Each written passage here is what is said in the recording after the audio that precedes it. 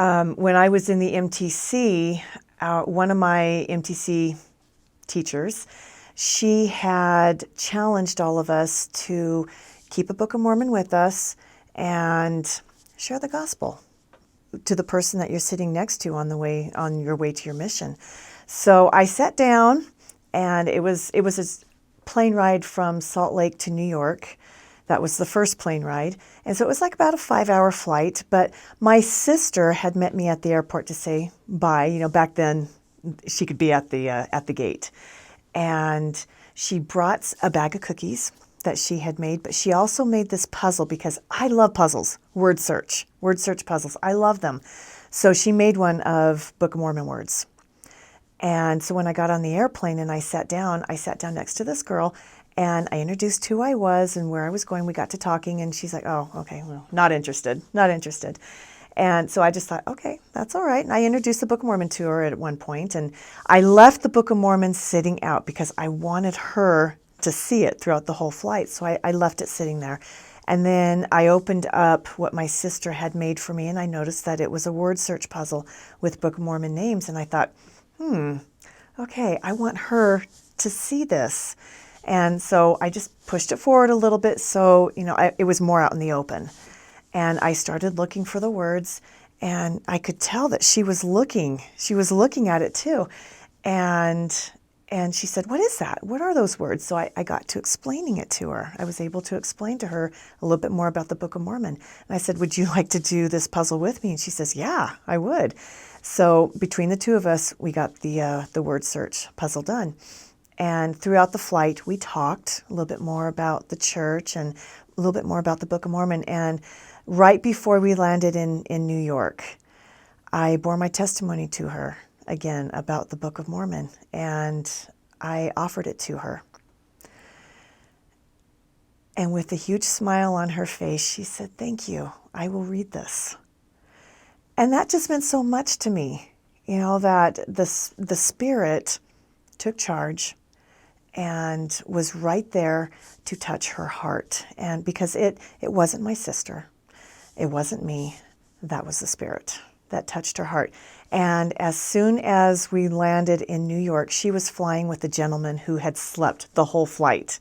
And as soon as we landed in New York, we all stood up, grabbed our bags, and he said, what is that? And she says, this is a Book of Mormon. She just gave it to me. He said, I got one, about 10 years ago. Somebody gave me one. It's just sitting on my shelf. Maybe we can read it together.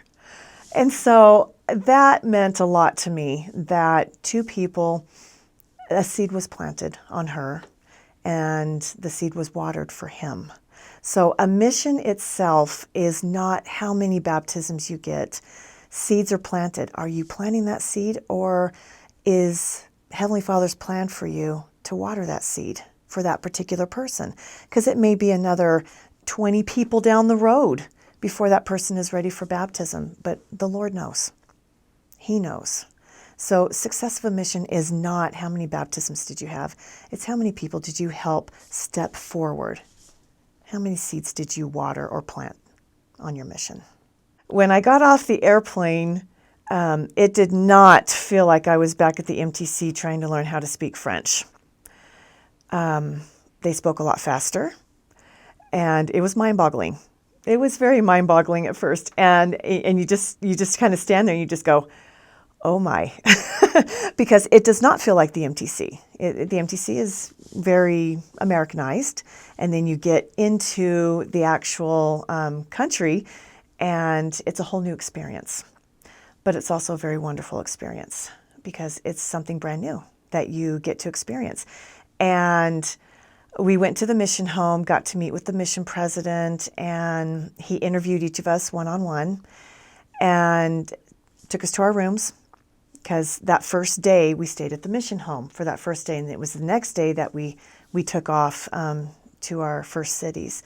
But I think the one thing that I remember nowadays, I mean, a lot of people have those handheld, showers where you can hold the shower, the shower arm.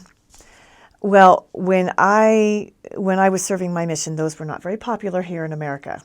So I took a shower that night and turned on the water, and that shower arm went everywhere. The whole bathroom just got all wet. And so I had quite a fun experience, sharing that with my family. Just saying, yeah, I took a shower without taking a shower. And I still had my clothes on and everything. So I was completely drenched from head to toe by the time I actually decided to take a shower.